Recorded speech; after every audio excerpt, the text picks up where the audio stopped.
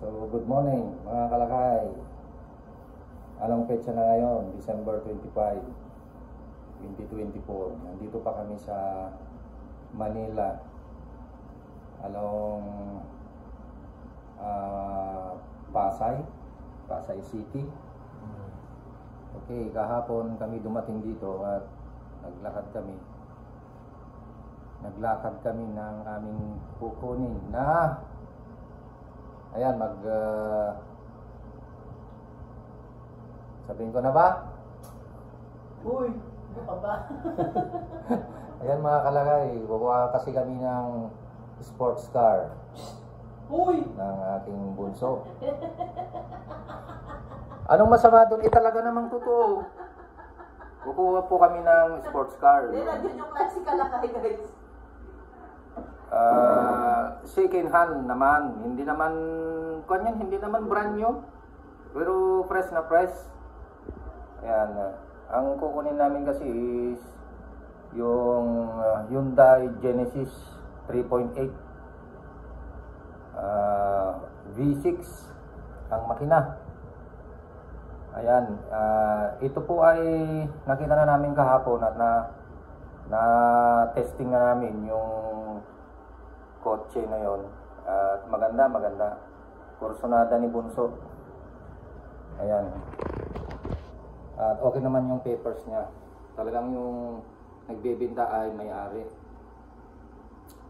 At nakatira siya dun sa may subdivision.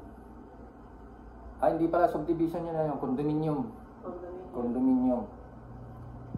At andun nagdiretso kami sa ground parking area. Andun yung mga kotse ng mga nagmamay-ari ng mga condominium. Yun. Meron pa siyang BMW 2005 na binibinta na rin nila dahil kukuha sila ng bago eh. At itong ibibinta nila sa amin na Hyundai Genesis 3.8 V6. Ito kasi hindi nila ginagamit. Marami silang sasakyan kaya hindi gaano nagagamit ito at ibibinta na lang nila. So fresh na fresh, 19K odometer. Swerte nga namin at ito yung nakita na. Pero hindi pa namin nakuha dahil nagka-problema tayo dun sa pagbayad, sa payment. Babayaran na namin kaso kulang yung nailabas naming pera. Almost 1M kasi ang bayad pero 500,000 lang yung aming nailabas. Dahil sarado yung mga bangko kasi. Sarado. Alam nyo naman, holidays. Pero mayroong isang naka-open doon sa Naiya, doon kami pumunta kahapon. Terminal 1, Terminal 2, Terminal 3, naghanap kami doon. Ngayon kaming nakita, naka-open. Nakapaglabas kami, 500,000, kaya lang kulang pa yun. Kaya nag-overnight kami dito. Kaya sa hotel na to. Malapit lang sa location. Malapit lang sa location. Dito na kami natulog at nag-stay, mga kalakay. So hopefully babalik kami doon sa airport. Titignan namin kung naka-open yung bangko. At mailabas namin yung kulang pa na pambayad namin. Almost 1 million kasi yung bayad, mga kalakay. Ayan,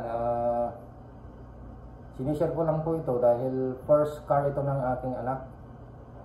By the way, hindi ko naman po pera ito, pera ng aking anak ito. Ayoko sana na kumuha siya dahil dalawa na yung sasakyan sa bahay. Meron tayong Raptor tsaka yung Toyota van IS commuter. Wala nang paglagyan kaso mapilit eh. Pero pwede naman siguro isiksik kasya ng 3, kaya lang yung mga tricycle naman na service sa ating negosyo ang mawawalan ng garahe. Kaya sa palagay ko ay yung mga tricycle na apat, sa labas na lang. Kasi yung apat na tricycle kasi pang service natin sa negosyo. Ayan. So, hopefully, mamaya ay mailalabas namin yung kulang naming pera para mabayaran na namin. Okay.